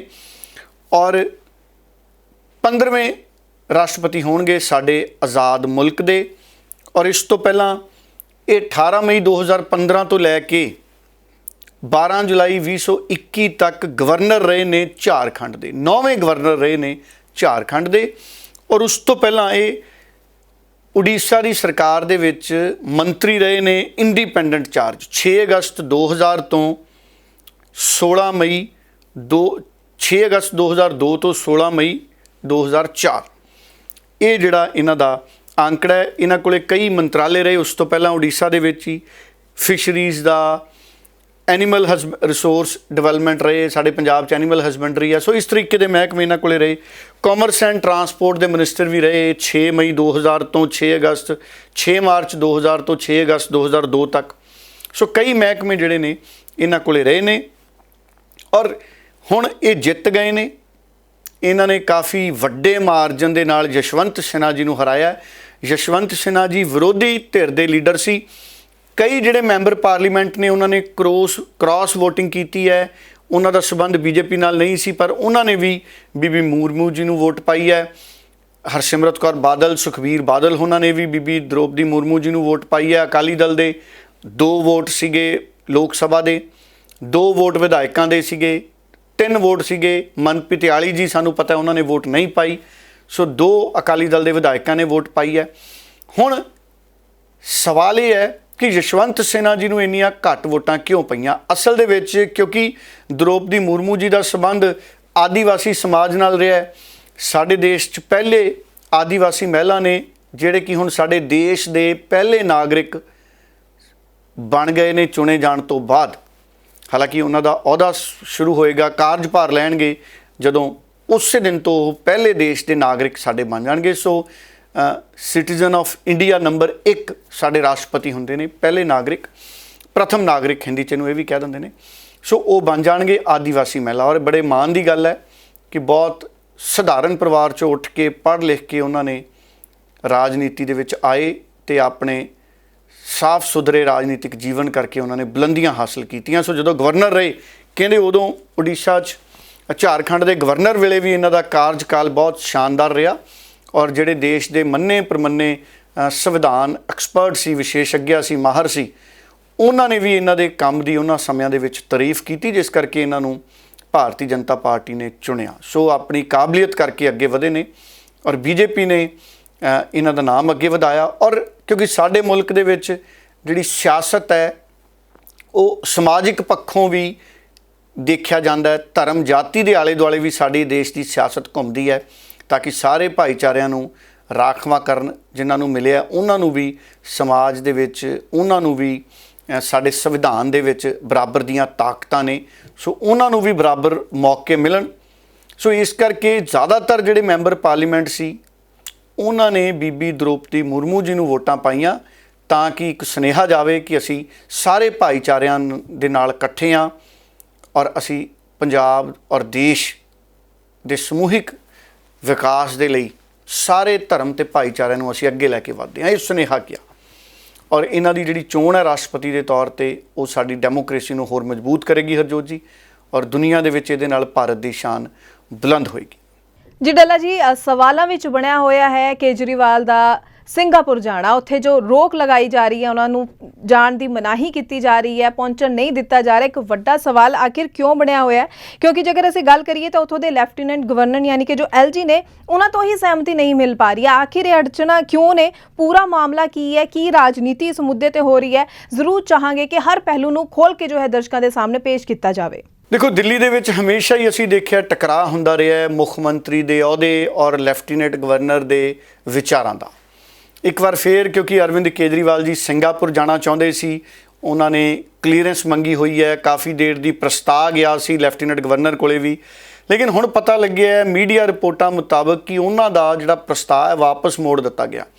ਦਿੱਲੀ ਦੇ ਲੈਫਟੀਨੈਂਟ ਗਵਰਨਰ ਦਾ ਮੰਨਣਾ ਹੈ ਕਿ ਜਿਹੜਾ ਸਿੰਗਾਪੁਰ ਦੇ ਵਿੱਚ ਸਮਾਗਮ ਜਿੱਥੇ ਅਰਵਿੰਦ ਕੇਜਰੀਵਾਲ ਜੀ ਨੇ ਜਾਣਾ ਸੀ, ਉਹ ਸ਼ਹਿਰੀ ਸ਼ਾਸਨ ਦੇ ਵੱਖ-ਵੱਖ ਪਹਿਲੂਆਂ ਤੇ ਉਹਦੇ ਤੇ ਚਰਚਾ ਹੋਣੀ ਹੈ। ਔਰ ਉਹਨਾਂ ਨੇ ਇਹ ਵੀ ਕਿਹਾ ਕਿ ਇਕੱਲਾ ਅਰਵਿੰਦ ਕੇਜਰੀਵਾਲ ਜੀ ਦਾ ਉਸ ਵਿਸ਼ੇ ਨਾਲ ਸੰਬੰਧ ਨਹੀਂ ਹੈ, ਉਹਦੇ ਵਿੱਚ ਡੀਡੀਏ ਵੀ ਹੈ, ਉਹਦੇ 'ਚ ਦਿੱਲੀ ਦੀ ਮਿਊਨਿਸਪਲ ਕਾਰਪੋਰੇਸ਼ਨ ਵੀ ਹੈ ਔਰ ਨਗਰ ਪਾਲਿਕਾ ਪ੍ਰੀਸ਼ਦ ਵੀ ਹੈ। ਕਈ ਮਹਿਕਮੇ ਨੇ, ਉਹ ਕਹਿੰਦੇ ਕਈ ਨਿਕਾਏ ਕੰਮ ਕਰਦੇ ਨੇ। ਇਸ ਕਰਕੇ ਉਹ ਕਹਿੰਦੇ ਅਗਰ ਅਰਵਿੰਦ ਕੇਜਰੀਵਾਲ ਜੀ ਉੱਥੇ ਜਾਣਗੇ ਤਾਂ ਕੋਈ ਚੰਗੀ ਪਰੰਪਰਾ ਨਹੀਂ ਬਣੇਗੀ, ਕਿਉਂਕਿ ਦਿੱਲੀ ਸਰਕਾਰ ਕੋਲੇ ਕੋਈ ਵਿਸ਼ੇਸ਼ ਅਧਿਕਾਰ ਨਹੀਂ ਹੈ, ਉਹਨਾਂ ਨੇ ਇਹ ਵੀ ਕਿਹਾ। ਔਰ ਇਕੱਲੇ ਮੁੱਖ ਮੰਤਰੀ ਦਾ ਸ਼ਾਮਲ ਹੋਣਾ ਕਹਿੰਦੇ ਅਨੁਚਿਤ ਹੋ ਸਕਦਾ ਹੈ। ਇਹ ਮੀਡੀਆ ਰਿਪੋਰਟਾਂ ਕਹਿ ਰਹੀਆਂ ਨੇ ਕਿ ਦਿੱਲੀ ਦੇ ਲੈਫਟੀਨੈਂਟ ਗਵਰਨਰ ਨੇ ਇਸ ਤਰੀਕੇ ਦਾ ਓਪੀਨੀਅਨ ਦੇ ਕੇ ਫਾਈਲ ਵਾਪਸ ਮੋੜਤੀ ਹੈ। ਸੋ ਇਹਦਾ ਮਤਲਬ ਹੈ ਕਿ ਅਰਵਿੰਦ ਕੇਜਰੀਵਾਲ ਜੀ ਨੂੰ ਸਿੰਗਾਪੁਰ ਜਾਣ ਦੀ ਮਨਜ਼ੂਰੀ ਨਹੀਂ ਮਿਲੇਗੀ। ਸਿੰਗਾਪੁਰ ਦੇ ਜਿਹੜੇ ਪ੍ਰਮੁੱਖ ਨੇ ਉਹਨਾਂ ਵੱਲੋਂ ਜਿਹੜਾ ਸੱਦਾ ਜਿਹੜਾ ਉਹ ਲੱਗਿਆ ਸੀ ਅਰਵਿੰਦ ਕੇਜਰੀਵਾਲ ਜੀ ਨੂੰ ਉੱਥੇ ਇੱਕ ਖਾਸ ਸਮਾਗਮ ਦੇ ਵਿੱਚ ਆਉਣ ਦਾ। ਔਰ ਅਰਵਿੰਦ ਕੇਜਰੀਵਾਲ ਜੀ ਨੇ ਕੁਝ ਦਿਨ ਪਹਿਲਾਂ ਕਿਹਾ ਵੀ ਸੀ ਕਿ ਮੈਂ ਆਜ਼ਾਦ ਮੁਲਕ ਦਾ ਨਾਗਰਿਕ ਹਾਂ, ਇੱਕ ਮੁੱਖ ਮੰਤਰੀ ਹਾਂ, ਸੋ ਮੈਨੂੰ ਨਹੀਂ ਇਸ ਤਰ੍ਹਾਂ ਰੋਕਿਆ ਜਾਣਾ ਚਾਹੀਦਾ, ਕਿਉਂਕਿ ਅਸੀਂ ਦਿੱਲੀ ਦੇ ਸਿਹਤ ਸਿਸਟਮ ਦੀ, ਸਕੂਲਾਂ ਦੀ ਉੱਥੇ ਜਾ ਕੇ ਗੱਲ ਕਰਨੀ ਹੈ ਜਿਹਦੇ ਨਾਲ ਸਾਡੇ ਮੁਲਕ ਦੀ ਸ਼ਾਨ ਬਣੇਗੀ। ਪਰ ਸਾਡੇ ਮੁਲਕ 'ਚ ਸਿਆਸਤ ਹੈ ਜਿਹੜੀ ਉਹ ਬੜੇ ਵੱਖਰੇ ਕਿਸਮ ਦੀ ਹੋ ਗਈ, ਬਹੁਤ ਵੱਖਰੇ ਕਿਸਮ ਦੀ ਜਿਹੜੀ ਸਿਆਸਤ ਹੋ ਗਈ। ਸਿਆਸਤ ਦੇ ਵਿੱਚ ਜਿਹੜੇ ਇਲਜ਼ਾਮਬਾਜ਼ੀਆਂ ਨੇ ਉਹ ਬਹੁਤ ਦੂਰ ਤੱਕ ਚਲੀਆਂ ਗਈਆਂ।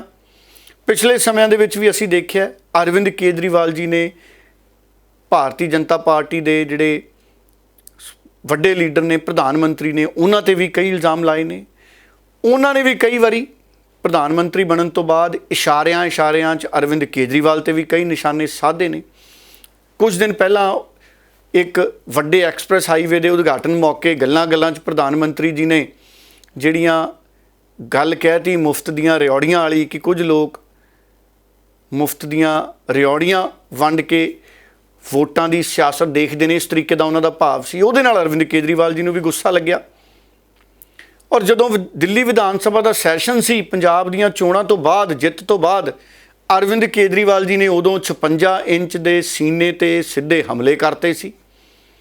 ਸੋ ਇਸ ਕਰਕੇ ਜਦੋਂ ਇਸ ਤਰੀਕੇ ਦੀਆਂ ਗੱਲਾਂ ਆਉਂਦੀਆਂ ਨੇ ਵੀ ਇੱਕ ਨੂੰ ਮਨਜ਼ੂਰੀ ਨਹੀਂ ਮਿਲ ਰਹੀ, ਮਨਜ਼ੂਰੀ ਮਿਲ ਗਈ, ਉਦੋਂ ਕਿਤੇ ਨਾ ਕਿਤੇ ਇਹਦੇ ਬੈਕਗਰਾਊਂਡ 'ਚ, ਇਹਦੇ ਪਿਛੋਕੜ 'ਚ ਉਹ ਸਾਰੀਆਂ ਜਿਹੜੀਆਂ ਪੁਰਾਣੀਆਂ ਕੜੱਤਣ ਵਾਲੀਆਂ ਗੱਲਾਂ ਹੁੰਦੀਆਂ ਨੇ ਉਹ ਸਾਨੂੰ ਨਜ਼ਰ ਆਉਂਦੀਆਂ ਰਹਿੰਦੀਆਂ ਨੇ। ਪਰ ਮੇਰਾ ਇਹ ਮੰਨਣਾ ਹੈ ਕਿ ਅਰਵਿੰਦ ਕੇਜਰੀਵਾਲ ਜੀ ਇੱਕ ਮੁੱਖ ਮੰਤਰੀ ਨੇ, ਜ਼ਰੂਰ ਭਾਰਤ ਦੇ ਵਿਦੇਸ਼ ਮੰਤਰਾਲੇ ਨੂੰ ਉਹਨਾਂ ਨੂੰ ਕਲੀਅਰੈਂਸ ਦੇਣੀ ਚਾਹੀਦੀ ਹੈ। ਡਿਪਟੀ ਮੁੱਖ ਮੰਤਰੀ ਮਨੀਸ਼ ਸਿਸੋਦੀਆ ਨੇ ਕਿਹਾ ਕਿ ਸਿੰਗਾਪੁਰ ਨਾ ਜਾਣ ਦੀ ਜਿਹੜੀ ਸਲਾਹ ਦਿੱਤੀ ਗਈ ਹੈ ਇਹ ਕੋਈ ਬਹੁਤੀ ਚੰਗੀ ਗੱਲ ਨਹੀਂ। ਹਾਲਾਂਕਿ ਉਹਨਾਂ ਨੇ ਸਿਆਸੀ ਇਲਜ਼ਾਮ ਲਾਇਆ। ਉਹਨਾਂ ਨੇ ਕਿਹਾ ਕਿ ਅਸੀਂ ਪੋਲੀਟੀਕਲ ਕਲੀਅਰੈਂਸ ਜਿਹੜੇ ਹੈ ਵਿਦੇਸ਼ ਮੰਤਰਾਲੇ ਤੋਂ ਮੰਗਾਂਗੇ ਔਰ ਉਹਨਾਂ ਨੂੰ ਪੂਰੀ ਉਮੀਦ ਹੈ ਕਿ ਉਹਨਾਂ ਨੂੰ ਮਨਜ਼ੂਰੀ ਮਿਲੂਗੀ। ਸੋ ਅਗਰ ਪੋਲੀਟੀਕਲ ਕਲੀਅਰੈਂਸ ਵਿਦੇਸ਼ ਮੰਤਰਾਲੇ ਤੋਂ ਮਿਲਦੀ ਹੈ ਫਿਰ ਉਹ ਇੱਕ ਬਤੌਰ ਮੁੱਖ ਮੰਤਰੀ ਵੀ ਉੱਥੇ ਜਾ ਸਕਣਗੇ।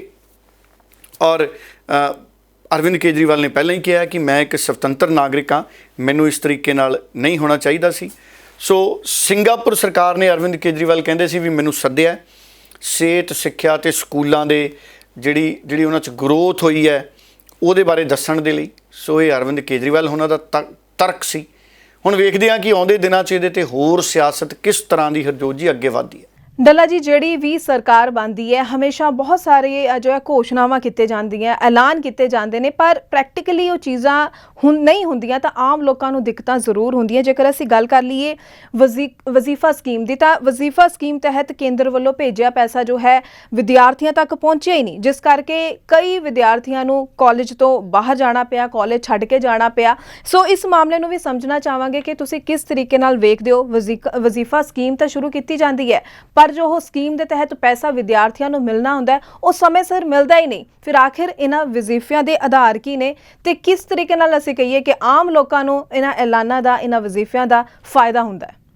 ਦੇਖੋ, ਇਹ ਬੜੇ ਇੱਕ ਵੱਡੇ ਆંકੜੇ ਸਾਹਮਣੇ ਆਏ ਨੇ। ਜਿਹੜੇ ਕੌਮੀ ਅਨੁਸੂਚਿਤ ਜਾਤੀ ਕਮਿਸ਼ਨ ਨੇ, ਉਹਦੇ ਚੇਅਰਪਰਸਨ ਨੇ, ਸਾਨੂੰ ਸਾਰਿਆਂ ਨੂੰ ਪਤਾ ਹੈ ਅਨੁਸੂਚਿਤ ਜਾਤਾਂ ਬਾਰੇ ਕੌਮੀ ਕਮਿਸ਼ਨ ਦੇ ਚੇਅਰਪਰਸਨ ਨੇ ਵਿਜੇ ਸਾਂਪਲਾ, ਸਾਬਕਾ ਮੈਂਬਰ ਪਾਰਲੀਮੈਂਟ ਨੇ, ਸਾਬਕਾ ਕੇਂਦਰੀ ਮੰਤਰੀ ਨੇ, ਭਾਰਤੀ ਜਨਤਾ ਪਾਰਟੀ ਦੇ ਸੀਨੀਅਰ ਆਗੂ ਨੇ।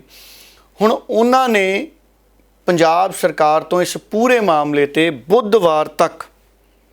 ਅਗਲੇ ਬੁੱਧਵਾਰ ਤੱਕ ਜਵਾਬ ਮੰਗਿਆ।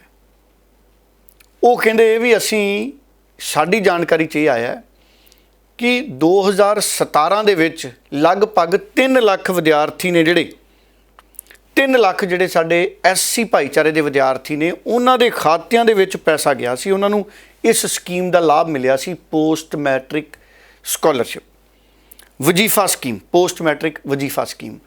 ਉਹ ਕਹਿੰਦੇ ਵੀ 2000 ਕਰੋੜ ਰੁਪਏ ਦੀ ਜਿਹੜੀ ਅਦਾਇਗੀ ਹੈ ਉਹ ਵਿਦਿਆਰਥੀਆਂ ਨੂੰ ਨਹੀਂ ਹੋਈ, ਜਿਹਦੇ ਕਰਕੇ ਪਿਛਲੇ ਸਮਿਆਂ ਦੇ ਵਿੱਚ 3 ਲੱਖ ਵਿਦਿਆਰਥੀ ਨੇ ਜਿਹੜੇ ਉਹਨਾਂ ਨੂੰ ਨੁਕਸਾਨ ਹੋਇਆ ਔਰ 2 ਲੱਖ ਵਿਦਿਆਰਥੀ, ਕਰੀਬ 2 ਲੱਖ ਵਿਦਿਆਰਥੀ ਜਿਹੜੇ ਉਹ ਕਾਲਜ ਛੱਡ ਗਏ ਨੇ ਵਜ਼ੀਫੇ ਨਾ ਮਿਲਣ ਕਰਕੇ। ਇਸ ਤਰੀਕੇ ਦੇ ਆંકੜੇ ਜਿਹੜੇ ਨੇ ਇਹ ਰਿਪੋਰਟ ਹੋਏ ਨੇ ਮੀਡੀਆ ਦੇ ਵਿੱਚ। ਦੇਖੋ, ਇਹ ਬੜੀ ਹੈਰਾਨੀ ਵਾਲੀ ਗੱਲ ਹੈ ਕਿ ਇੰਨੇ ਜ਼ਿਆਦਾ ਵਿਦਿਆਰਥੀ ਵਜ਼ੀਫੇ ਦੀ ਕਮੀ ਕਰਕੇ ਕਾਲਜ ਛੱਡ ਗਏ ਨੇ। ਹੁਣ ਪੁੱਛ ਰਹੇ ਨੇ ਸਾਡੇ SC ਕਮਿਸ਼ਨ ਦੇ ਚੇਅਰਮੈਨ ਸਾਹਿਬ, ਜਦੋਂ ਕੈਪਟਨ ਅਮਰਿੰਦਰ ਦੀ ਸਰਕਾਰ ਸੀ 2017 'ਚ ਸੱਤਾ 'ਚ ਆਈ, ਉਦੋਂ ਇੰਨੀ ਸਰਗਰਮੀ ਭਾਰਤ ਦੀ ਸਰਕਾਰ ਦੇ ਸਾਡੇ ਕਮਿਸ਼ਨਾਂ ਨੇ ਕਿਉਂ ਨਹੀਂ ਵਿਖਾਈ? ਸਵਾਲ ਇਹ ਵੀ ਖੜਾ ਹੁੰਦਾ ਕਿ ਕੈਪਟਨ ਅਮਰਿੰਦਰ ਸਿੰਘ ਦੀ ਇੰਨੀ ਜ਼ਿਆਦਾ ਨੇੜਤਾ ਸੀ BJP ਨਾਲ ਕਿ ਕਿਸੇ ਦੀ ਹਿੰਮਤ ਨਹੀਂ ਸੀ ਹੁੰਦੀ ਵੀ ਅਸੀਂ ਕੈਪਟਨ ਅਮਰਿੰਦਰ ਤੋਂ ਵੀ ਪੁੱਛ ਲਈਏ। ਤੇ ਹੁਣ ਭਗਵੰਤ ਮਾਨ ਸਾਹਿਬ ਨੇ ਵੀ ਪਿਛਲੇ ਦਿਨਾਂ ਦੇ ਵਿੱਚ ਇਨਕੁਆਇਰੀ ਆਰਡਰ ਕੀਤੀ ਹੈ। ਸਾਧੂ ਸਿੰਘ ਧਰਮਸੋਤ ਮੰਤਰੀ ਰਹੇ ਨੇ, ਉਹਨਾਂ 'ਤੇ ਵੀ ਬੜੇ ਇਲਜ਼ਾਮ ਲੱਗਦੇ ਰਹੇ ਨੇ। ਪਰ ਇਹ ਕਹਿ ਰਹੇ ਨੇ ਅਨੁਸੂਚਿਤ ਜਾਤੀ ਦੇ ਜਿਹੜੇ ਸਾਡੇ ਕਮਿਸ਼ਨ ਦੇ ਚੇਅਰਪਰਸਨ ਨੇ, ਉਹ ਕਹਿੰਦੇ ਪੰਜਾਬ ਸਰਕਾਰ ਵੱਲੋਂ ਕਰੀਬ 2000 ਕਰੋੜ ਰੁਪਏ ਦੀ ਅਦਾਇਗੀ ਨਹੀਂ ਹੋਈ। 2000 ਕਰੋੜ ਰੁਪਇਆ ਪੰਜਾਬ ਸਰਕਾਰ ਨੇ ਅਦਾ ਨਹੀਂ ਕੀਤਾ। ਇਹਦਾ ਮਤਲਬ ਹੈ ਇੰਨਾ ਵੱਡਾ ਪੈਸਾ ਕਿੱਥੇ ਚਲਿਆ ਗਿਆ? ਜੇ ਦਿੱਤਾ ਗਿਆ ਤਾਂ ਕਿਹੜੇ ਖਾਤਿਆਂ 'ਚ ਗਿਆ, ਕਿਸ ਨੂੰ ਦਿੱਤਾ ਗਿਆ? ਜਾਂ ਪੰਜਾਬ ਸਰਕਾਰ ਜਾਂਚ ਕਰਕੇ ਬੇਨਿਯਮੀਆਂ ਦੀ ਕੋਈ ਹੋਰ ਨਵੀਂ ਹਕੀਕਤ ਦੱਸੂਗੀ ਵੀ ਸਾਨੂੰ ਤਾਂ ਭਾਈ ਆਇਆ ਇੰਨਾ ਪੈਸਾ ਸੀ। ਇਹ ਪੋਸਟ ਸਕਾਲਰਸ਼ਿਪ ਦਾ ਜਿਹੜਾ ਪੈਸਾ ਹੈ ਬਹੁਤ ਵੱਡਾ ਮੁੱਦਾ ਪੰਜਾਬ ਦੇ ਵਿੱਚ ਬਣਿਆ ਹੋਇਆ ਹੈ ਔਰ ਭਗਵੰਤ ਮਾਨ ਉਹਨਾਂ ਨੇ ਨਵੇਂ ਸਿਰੇ ਤੋਂ ਇਹਦੀ ਜਾਂਚ ਦੇ ਹੁਕਮ ਦਿੱਤੇ ਨੇ। ਮੈਂ ਉਮੀਦ ਕਰਦਾ ਕਿ ਜਲਦ ਤੋਂ ਜਲਦ ਹਰਜੋਤ ਜੀ ਇਹ ਜਾਂਚ ਮੁਕੰਮਲ ਹੋਵੇ ਤਾਂ ਕਿ ਸਾਡੇ ਵੱਡੀ ਗਿਣਤੀ ਜਿਹੜੇ ਵਿਦਿਆਰਥੀ ਨੇ ਉਹ ਇਸ ਸਕੀਮ ਦੇ ਦਾਇਰੇ ਦੇ ਵਿੱਚ ਆਉਣ ਔਰ ਜਿਹੜੇ 2 ਲੱਖ ਵਿਦਿਆਰਥੀ ਛੱਡ ਗਏ ਨੇ, ਜਿਨ੍ਹਾਂ ਦਾ ਖਦਸ਼ਾ 2 ਲੱਖ ਵਿਦਿਆਰਥੀਆਂ ਦੇ ਛੱਡਣ ਦਾ, ਉਹਨਾਂ ਦੇ ਭਵਿੱਖ ਤੇ ਕਿੱਡਾ ਵੱਡਾ ਖਤਰਾ ਖੜਾ ਹੋ ਗਿਆ। ਕੀ ਉਹ ਵਿਦਿਆਰਥੀ ਹੁਣ ਦੁਬਾਰਾ ਦਾਖਲੇ ਲੈ ਸਕਣਗੇ? ਇਹ ਵੀ ਆਪਣੇ ਆਪ ਦੇ ਵਿੱਚ ਬਹੁਤ ਵੱਡਾ ਸਵਾਲ ਹੈ, ਕਿਉਂਕਿ ਸਭ ਤੋਂ ਵੱਡੀ ਚਿੰਤਾ ਸਿੱਖਿਆ ਦੇ ਖੇਤਰ 'ਚ ਕੀ ਹੁੰਦਾ ਹੈ ਕਿ ਡਰੋਪ ਆਊਟ ਨਹੀਂ ਹੋਣਾ ਚਾਹੀਦਾ। ਜਿਹੜੇ ਵਿਦਿਆਰਥੀ ਵਜ਼ੀਫਾ ਸਕੀਮ ਦੇ ਨਾਲ ਕਾਲਜ ਦੇ ਵਿੱਚ ਆਉਂਦੇ ਨੇ ਉਹਨਾਂ ਨੂੰ ਵਜ਼ੀਫਾ ਮਿਲਦਾ ਰਹਿਣਾ ਚਾਹੀਦਾ ਤਾਂ ਕਿ ਉਹ ਆਪਣੀ ਪੜ੍ਹਾਈ ਕਰਦੇ ਰਹਿਣ ਤੇ ਉਹ ਡਰੋਪ ਆਊਟ ਨਾ ਹੋਣ, ਉਹ ਪੜ੍ਹਾਈ ਵਿੱਚੋਂ ਨਾ ਛੱਡਣ। ਹੁਣ ਆંકੜੇ ਕਹਿ ਰਹੇ ਨੇ ਕਿ 2 ਲੱਖ ਵਿਦਿਆਰਥੀ ਪੜ੍ਹਾਈ ਛੱਡ ਗਏ। ਇਹ ਕਿੱਡਾ ਵੱਡਾ ਨੁਕਸਾਨ ਹੈ, ਇਹਦੀ ਕੌਣ ਪੂਰਤੀ ਕਰੇਗਾ? ਔਰ ਕੈਪਟਨ ਅਮਰਿੰਦਰ ਸਿੰਘ ਦੀ ਸਰਕਾਰ ਤੇ ਜਦੋਂ ਨਵਜੋਤ ਸਿੰਘ ਸਿੱਧੂ ਹਮਲਾ ਕਰਦੇ ਸੀ ਵੀ ਪਿਛਲੇ 4.5 ਸਾਲ ਮਾਫੀਆ ਰਾਜ ਚੱਲਿਆ, ਉਦੋਂ ਕਈ ਕਾਂਗਰਸ ਦੇ ਲੀਡਰ ਸੀ ਜਿਹੜੇ ਉਹਨਾਂ ਦੇ ਢਿੱਡ ਪੀੜ ਹੋਣ ਲੱਗ ਜਾਂਦੀ ਸੀ। ਅੱਜ ਕਿੱਥੇ ਨੇ ਉਹ? ਸੋ ਨਵਜੋਤ ਸਿੰਘ ਸਿੱਧੂ ਜਿਹੜੀ ਗੱਲ ਕਰਦਾ ਸੀ ਉਹਨੇ ਵੀ ਬੜੀ ਪੋਸਟ ਮੈਟ੍ਰਿਕ ਸਕਾਲਰਸ਼ਿਪ ਦਾ ਮੁੱਦਾ ਚੱਕਿਆ, ਲੇਕਿਨ ਉਦੋਂ ਸਾਧੂ ਸਿੰਘ ਧਰਮਸੋਤ ਨੂੰ ਕਲੀਨ ਚਿੱਟਾ ਦਿੰਦੇ ਰਹੇ ਅਣਐਲਾਨੇ ਤੌਰ ਤੇ। ਮੈਂ ਤਾਂ ਕਹਿੰਦਾ ਇਹ ਵੀ ਜਾਂਚ ਹੋਣੀ ਚਾਹੀਦੀ ਹੈ। ਕੈਪਟਨ ਅਮਰਿੰਦਰ ਸਿੰਘ ਦੇ ਸਿਟੀ ਸੈਂਟਰ ਮਾਮਲੇ 'ਚ ਜਿਹੜੀ ਕਲੀਨ ਚਿੱਟ ਮਿਲੀ ਆ ਉਹਦੀ ਵੀ ਜਾਂਚ ਭਗਵੰਤ ਮਾਨ ਉਹਨਾਂ ਨੂੰ ਹਿੰਮਤ ਵਿਖਾ ਕੇ ਕਰਾ ਲੈਣੀ ਚਾਹੀਦੀ ਹੈ। ਜਿਵੇਂ ਪ੍ਰਤਾਪ ਬਾਜਵਾ ਕੁਝ ਦਿਨ ਪਹਿਲਾਂ ਇੱਕ ਟੈਲੀਵਿਜ਼ਨ ਇੰਟਰਵਿਊ 'ਚ ਕਹਿੰਦੇ ਸੀ ਕਿ ਭਗਵੰਤ ਮਾਨ ਜੀ ਨਾ ਤਾਂ ਬੀਜੇਪੀ ਦੇ ਉਹਨਾਂ ਲੀਡਰਾਂ ਤੇ ਹੱਥ ਪਾ ਰਹੇ ਨੇ ਜਿਹੜੇ ਬੀਜੇਪੀ ਚਲੇ ਗਏ ਛੱਡ ਕੇ, ਤੇ ਨਾ ਹੀ ਭਗਵੰਤ ਮਾਨ ਜੀ ਨੇ ਸੂਚੀ ਕੈਪਟਨ ਅਮਰਿੰਦਰ ਤੋਂ ਲਈ ਜਾਂ ਕਿਸੇ ਨੂੰ ਭੇਜ ਕੇ ਮੰਗਵਾਈ, ਤੇ ਨਾ ਹੀ ਕੈਪਟਨ ਅਮਰਿੰਦਰ ਨੇ ਕੋਈ ਸੂਚੀ ਭੇਜੀ। ਐਵੇਂ ਟਵੀਟੋ ਟਵੀਟੀ ਕੈਪਟਨ ਅਮਰਿੰਦਰ ਦੀ ਟੀਮ ਖੇਡੀ ਗਈ ਕਿ ਸਾਡੇ ਕੋਲੇ ਨਾਮ ਹੈ, ਅਸੀਂ ਭਗਵੰਤ ਮਾਨ ਜੀ ਨੂੰ ਜਾ ਕੇ ਸੂਚੀ ਦੇਵਾਂਗੇ। ਸੋ ਕੈਪਟਨ ਅਮਰਿੰਦਰ ਦੀ ਵੀ ਜਿਹੜੀ ਹੈ, ਮੈਂ ਤਾਂ ਕਹਿੰਦਾ ਭਗਵੰਤ ਮਾਨ ਉਹਨਾਂ ਨੂੰ ਲੱਗੇ ਹੱਥ ਕਲੀਨ ਚਿੱਟ ਦੀ ਜਾਂਚ ਕਰਾ ਲੈਣੀ ਚਾਹੀਦੀ ਹੈ। ਜੇ ਭਗਵੰਤ ਮਾਨ ਸਾਹਿਬ ਕੋਲੇ ਇੰਨੀ ਸਿਆਸੀ ਹਿੰਮਤ ਹੈ ਜਿਵੇਂ ਪ੍ਰਤਾਪ ਬਾਜਵਾ ਜੀ ਕਹਿੰਦੇ ਸੀ, ਸੋ ਇਸ ਕਰਕੇ ਉਹਨਾਂ ਨੇ ਭਾਵੇਂ ਕੈਪਟਨ ਅਮਰਿੰਦਰ ਦਾ ਨਾਂ ਨਹੀਂ ਲਿਆ ਪ੍ਰਤਾਪ ਬਾਜਵਾ ਜੀ ਨੇ, ਪਰ ਉਹਨਾਂ ਨੇ ਗੱਲ ਹਿੰਮਤ ਵਿਖਾਉਣ ਦੀ ਕਹੀ ਸੀ ਕਿ ਹਿੰਮਤ ਵਿਖਾਓ। ਫਿਰ ਦੇਖੋ, ਜਿਸ ਮੁੱਖ ਮੰਤਰੀ ਦੇ ਰਾਜ 'ਚ ਸਾਰਾ ਕੁਝ ਹੋਇਆ, ਜਿਸ ਮੁੱਖ ਮੰਤਰੀ ਦੇ ਰਾਜ 'ਚ ਸਾਰਾ ਕੁਝ ਹੋਇਆ, ਭਗਵੰਤ ਮਾਨ ਸਾਹਿਬ ਇੱਕ ਜਾਂਚ ਉਸ ਮੁੱਖ ਮੰਤਰੀ ਦੇ ਕਾਰਜਕਾਲ ਤੇ ਵੀ ਬਿਠਾ ਦਿਓ, ਫਿਰ ਤਾਂ ਗੱਲ ਹੋਰ ਤਕੜੀ ਹੋ ਜੂਗੀ। ਨਹੀਂ ਤਾਂ ਇਹ ਲੱਗੂਗਾ ਵੀ ਕੈਪਟਨ ਅਮਰਿੰਦਰ ਸਿੰਘ ਤੋਂ ਬਿਨਾਂ ਬਾਕੀ ਸਾਰਿਆਂ ਤੇ ਤੁਸੀਂ ਜਾਂਚ ਕਰਨ ਦੀ ਹਿੰਮਤ ਰੱਖਦੇ ਹੋ। ਸੋ ਇਸ ਕਰਕੇ ਸਿਆਸੀ ਸੁਨੇਹਾ ਵੀ ਜਿਹੜਾ ਦਰੁਸਤ ਜਾਣਾ ਚਾਹੀਦਾ ਹੈ। ਸੋ ਇਹ ਮਾਮਲਾ ਬੜਾ ਗੰਭੀਰ ਹੈ ਪੋਸਟ ਮੈਟ੍ਰਿਕ ਸਕਾਲਰਸ਼ਿਪ ਦਾ, ਔਰ ਕੈਪਟਨ ਅਮਰਿੰਦਰ ਦੀ ਕਿਤੇ ਨਾ ਕਿਤੇ ਜ਼ਿੰਮੇਵਾਰੀ ਬਣਦੀ ਹੈ, ਉਹ ਮੁੱਖ ਮੰਤਰੀ ਸੀ। ਤੇ ਡੱਲਾ ਜੀ, ਉਸ ਮਾਮਲੇ ਦੀ ਵੀ ਗੱਲ ਕਰ ਲਈਏ ਜੋ ਬਹੁਤ ਸਮੇਂ ਤੋਂ ਚਰਚਾਵਾਂ ਵਿੱਚ ਹੈ। ਸਿੱਧੂ ਮੂਸੇਵਾਲਾ ਦੇ ਕਤਲकांड ਤੋਂ ਬਾਅਦ ਜੋ ਹੈ ਦੋਸ਼ੀਆਂ ਦੀ ਭਾਲ ਕੀਤੀ ਜਾ ਰਹੀ ਸੀ। ਸੋ ਐਨਕਾਊਂਟਰ ਹੁੰਦਾ ਹੈ, ਉਸ ਤੋਂ ਬਾਅਦ 2 ਦੋਸ਼ੀਆਂ ਨੂੰ ਮਾਰਨ ਦੀ ਗੱਲ ਸਾਹਮਣੇ ਆਂਦੀ ਹੈ। ਪਰ ਹੁਣ ਜੋ ਹੈ ਕੱਲ ਸਿੱਧੂ ਮੂਸੇਵਾਲਾ ਦੇ ਪਿਤਾ ਜੀ ਅੰਮ੍ਰਿਤਸਰ ਪਹੁੰਚੇ ਹੋਏ ਸੀ, ਉੱਥੇ ਉਹਨਾਂ ਦਾ ਬਿਆਨ ਆਂਦਾ ਹੈ ਕਿ ਸੰਤੁਸ਼ਟੀ ਅਸਲ ਵਿੱਚ ਉਦੋਂ ਮਿਲੇਗੀ ਜਦੋਂ ਪੰਜਾਬ ਪੂਰਾ ਹੀ ਗੈਂਗਸਟਰਵਾਦ ਤੋਂ ਮੁਕਤ ਹੋ ਜਾਵੇਗਾ। 2 ਵਿਅਕਤੀਆਂ ਨੂੰ ਮਾਰ ਕੇ ਜਾਂ 2 ਅਸੀਂ ਕਹੀਏ ਦੋਸ਼ੀਆਂ ਨੂੰ ਮਾਰ ਕੇ ਉਹਨਾਂ ਨੇ ਕਿਹਾ ਕਿ ਸਾਡਾ ਪੁੱਤ ਵਾਪਸ ਨਹੀਂ ਆ ਜਾਏਗਾ। ਵੈਸੇ ਬਹੁਤ ਚੰਗੀ ਉਹਨਾਂ ਨੇ ਇੱਕ ਸੋਚ ਆਪਣੀ ਦਿਖਾਈ ਹੈ ਕਿ ਪੰਜਾਬ ਆਖਿਰ ਕਦੋਂ ਗੈਂਗਸਟਰਵਾਦ ਤੋਂ ਮੁਕਤ ਹੋਵੇਗਾ। ਦੇਖੋ, ਕੱਲ ਕਾਨੂੰਨੀ ਪ੍ਰਕਿਰਿਆ ਦੇ ਤਹਿਤ ਸ਼ਨਾਖਤ ਸੀ। ਪੁਲਿਸ ਨੇ ਐਨਕਾਊਂਟਰ ਦੇ ਵਿੱਚ ਜਿਹੜੇ 2 ਗੈਂਗਸਟਰਾਂ ਨੂੰ ਦੁਨੀਆ ਤੋਂ ਪਾਰ ਭੇਜਿਆ ਸੀ ਉਹਨਾਂ ਦੀ ਸ਼ਨਾਖਤ ਕੀਤੀ ਜਾਣੀ ਸੀ ਕਿ ਕੀ ਸੱਚਮੁੱਚ ਜਿਹੜੇ 2 ਸ਼ੂਟਰ ਮਾਰ ਮੁਕਾਏ ਗਏ ਨੇ, ਜਗਰੂਪ ਸਿੰਘ ਰੂਪਾ ਤੇ ਮਨਪ੍ਰੀਤ ਸਿੰਘ ਮਨੂ ਕੁਸਾ, ਕੀ ਸੱਚਮੁੱਚ ਉਹੀ ਸੀ? ਤੇ ਸ਼ਨਾਖਤ ਕਰਨ ਲਈ ਇੱਕ ਕਾਨੂੰਨੀ ਪ੍ਰਕਿਰਿਆ ਦੇ ਤਹਿਤ ਬਲਕੌਰ ਸਿੰਘ ਸਿੱਧੂ, ਜਿਹੜੇ ਸਿੱਧੂ ਮੂਸੇਵਾਲੇ ਦੇ ਪਿਤਾ ਨੇ, ਉਹ ਗਏ ਸੀ ਅੰਮ੍ਰਿਤਸਰ, ਸਿਵਲ ਹਸਪਤਾਲ ਪਹੁੰਚੇ ਮੂਸਾ ਪਿੰਡ ਤੋਂ। ਪੱਤਰਕਾਰਾਂ ਨਾਲ ਵੀ ਗੱਲਬਾਤ ਕਰਦੇ ਰਹੇ। ਉਹ ਕਹਿੰਦੇ ਵੀ 2 ਸ਼ੂਟਰਾਂ ਦੇ ਦੁਨੀਆ ਤੋਂ ਜਾਣ ਨਾਲ ਸੰਤੁਸ਼ਟੀ ਨਹੀਂ ਹੋਣੀ। ਸੰਤੁਸ਼ਟੀ ਤਾਂ ਉਦੋਂ ਹੋਣੀ ਜਦੋਂ ਪੰਜਾਬ 'ਚੋਂ ਗੈਂਗਸਟਰਵਾਦ ਖਤਮ ਹੋਊਗਾ। ਇਹ ਗੱਲ ਤਾਂ ਬਿਲਕੁਲ ਠੀਕ ਹੈ, ਪਰ ਪੰਜਾਬ 'ਚੋਂ ਗੈਂਗਸਟਰਵਾਦ ਸਿਰਫ ਐਨਕਾਊਂਟਰਾਂ ਨਾਲ ਖਤਮ ਨਹੀਂ ਹੋਣਾ। ਸਮਾਜਿਕ ਵਿਉਂਤਬੰਦੀ ਬਣਾਉਣੀ ਪੈਣੀ ਹੈ, ਬੇਰੁਜ਼ਗਾਰੀ ਦੂਰ ਕਰਨੀ ਪੈਣੀ ਹੈ। ਸਭ ਤੋਂ ਵੱਡੀ ਤਾਂ ਜਿਹੜੀ ਗੱਲ ਹੋਈ ਸੀ ਨਾ ਵੀ ਇੰਨੇ ਲੱਖ ਰੋਜ਼ਗਾਰ ਦੇਵਾਂਗੇ, ਕੋਈ ਵੀ ਸਰਕਾਰ ਹੋਵੇ, ਕੈਪਟਨ ਅਮਰਿੰਦਰ ਵੀ ਝੂਠ ਬੋਲਦੇ ਰਹੇ ਕਿ ਘਰ ਘਰ ਨੌਕਰੀ, ਸਿਆਸੀ ਝੂਠ ਕਹੂੰਗਾ ਮੈਂ, ਘਰ ਘਰ ਨੌਕਰੀ ਨਹੀਂ ਦਿੱਤੀ ਗਈ। ਇਹ ਸਾਰੇ ਕਾਰਨ ਰਹੇ ਗੈਂਗਸਟਰਵਾਦ ਦੇ ਕਿ ਤੁਸੀਂ ਰੁਜ਼ਗਾਰ ਦੇ ਸਾਧਨ ਹੀ ਨਹੀਂ ਪੈਦਾ ਕਰਦੇ। ਆਪਣੇ ਤੁਸੀਂ ਕੋਠੀਆਂ ਮਹਿਲ ਬਣਾ ਲਏ, ਆਪਣੇ ਤੁਸੀਂ ਕੱਚੇ ਕੋਠੇ ਪੱਕੇ ਕਰਕੇ ਨਵੇਂ ਰੰਗ ਕਰਾ ਗਏ, ਬੇਰੁਜ਼ਗਾਰਾਂ ਨੂੰ ਲਾਰੇ ਲਾ ਗਏ। ਹੁਣ ਵਾਲੀ ਸਰਕਾਰ ਨੂੰ ਵੀ ਬੇਰੁਜ਼ਗਾਰੀ ਦੂਰ ਕਰਨ ਵਾਲੇ ਪਾਸੇ ਧਿਆਨ ਦੇਣਾ ਪਊਗਾ। ਇੱਕ ਬੇਰੁਜ਼ਗਾਰੀ ਦੂਰ ਹੋਵੇ ਔਰ ਦੂਸਰਾ ਇਨਸਾਫ ਦਾ ਰਾਜ ਹੋਵੇ, ਕਿਸੇ ਨਾਲ ਧੱਕਾ ਨਾ ਹੋਵੇ। ਜਿਹੜੇ ਨਜਾਇਜ਼ ਪਰਚੇ ਨੇ ਉਹ ਵੀ ਗੈਂਗਸਟਰ ਪੈਦਾ ਕਰਦੇ ਨੇ। ਹਰ ਨਜਾਇਜ਼ ਪਰਚੇ 'ਚੋਂ ਗੈਂਗਸਟਰ ਨਿਕਲ ਸਕਦਾ ਹੈ, ਪਿਛਲੇ ਸਮਿਆਂ 'ਚ ਨਿਕਲੇ ਨੇ, ਕਿਉਂਕਿ ਬਹੁਤੇ ਗੈਂਗਸਟਰ, ਉਹਨਾਂ ਬਾਰੇ ਜਦੋਂ ਅਸੀਂ ਸੁਣਦੇ ਪੜ੍ਹਦੇ ਹਾਂ ਤਾਂ ਇਹ ਪਤਾ ਲੱਗਦਾ ਵੀ ਕਈ ਖਿਡਾਰੀ ਸੀ ਤੇ ਕਈ ਪੜ੍ਹੇ ਲਿਖੇ ਸੀ, ਕਈ ਅਨਪੜ੍ਹ ਵੀ ਹੋਣਗੇ, ਕਈ ਘੱਟ ਪੜ੍ਹੇ ਲਿਖੇ ਵੀ ਹੋਣਗੇ ਮੇਰੇ ਵਰਗੇ। ਪਰ ਗੈਂਗਸਟਰਵਾਦ ਨੂੰ ਖਤਮ ਕਰਨਾ, ਨਸ਼ੇ ਨੂੰ ਖਤਮ ਕਰਨਾ, ਗੈਂਗਸਟਰਵਾਦ ਨੂੰ ਖਤਮ ਕਰਨਾ ਇੱਕ ਦੂਜੇ ਨਾਲ ਜੁੜਿਆ ਹੋਇਆ।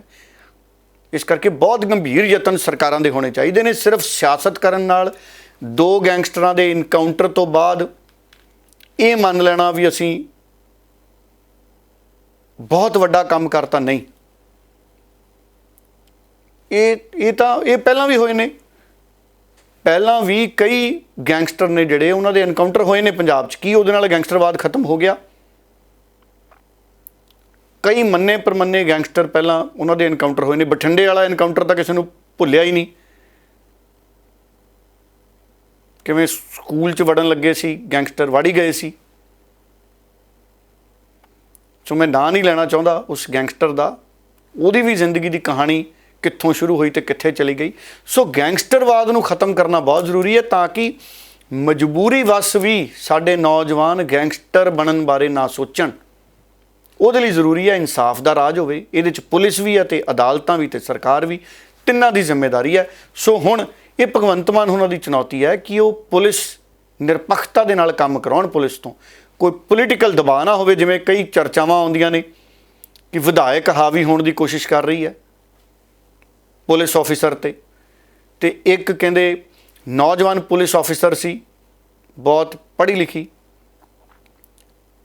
ਪੁਲਿਸ ਅਫਸਰ, ਤਾਂ ਚਲੋ ਸਾਰੇ ਪੜ੍ਹੇ ਲਿਖੇ ਨੇ, IPS ਤਾਂ ਹੀ ਬਣਨਾ, ਪਰ ਕਹਿੰਦੇ ਉਹ ਵੀ MLA ਦਾ ਦਬਾਅ ਸੀ ਤੇ ਬਦਲੀ ਹੋ ਗਈ। ਜੋ ਅਕਾਲੀ ਦਲ ਤੇ ਕਾਂਗਰਸ ਦੇ ਰਾਜ 'ਚ ਹੋਇਆ ਹੈ ਕਿ ਵਿਧਾਇਕਾਂ ਦੇ, ਮੰਤਰੀਆਂ ਦੇ ਦਬਾਅ ਨਾਲ ਪੁਲਿਸ ਅਫਸਰਾਂ ਦੇ ਤਬਾਦਲੇ, ਫਿਰ ਉਹ ਪੁਲਿਸ ਰਾਜ ਤਾਂ ਨਹੀਂ ਹੋਇਆ। ਡੈਮੋਕ੍ਰੇਸੀ ਦੇ ਵਿੱਚ ਸੰਤੁਲਨ ਹੋਣਾ ਬਹੁਤ ਜ਼ਰੂਰੀ ਹੈ। ਕਿਸੇ ਦੀ ਬਹੁਤ ਵੱਡੀ ਗਲਤੀ ਹੈ ਤੇ ਫਿਰ ਬਦਲੀ ਕੀਤੀ ਵੀ ਜਾਣੀ ਚਾਹੀਦੀ ਹੈ, ਫਿਰ ਉਹ ਦੱਸ ਕੇ ਕੀਤੀ ਜਾਣੀ ਚਾਹੀਦੀ ਹੈ ਵੀ ਇਹ ਸਜ਼ਾ ਦੇ ਰੂਪ ਦੇ ਵਿੱਚ ਬਦਲੀ ਹੈ। ਔਰ ਜਿਹੜੀ ਗੱਲ ਕੀਤੀ ਹੈ ਬਲਕੌਰ ਸਿੰਘ ਸਿੱਧੂ ਉਹਨਾਂ ਨੇ, ਉਹਨਾਂ ਦੀ ਗੱਲ ਬਿਲਕੁਲ ਠੀਕ ਹੈ। ਸੰਤੁਸ਼ਟੀ ਉਦੋਂ ਹੀ ਮਿਲਣੀ ਹੈ ਜਦੋਂ ਗੈਂਗਸਟਰਵਾਦ ਖਤਮ ਹੋਊਗਾ। ਗੈਂਗਸਟਰਵਾਦ ਖਤਮ ਹੋਣ ਦਾ ਮਤਲਬ ਹੈ ਕਿ ਪੰਜਾਬ ਰੰਗਲਾ ਹੋ ਚੁੱਕਿਆ। ਇਸ ਕਰਕੇ ਰੰਗਲਾ ਪੰਜਾਬ ਬਣੂਗਾ ਤੇ ਸਾਰਾ ਕੁਝ ਨਿਬੜੂਗਾ।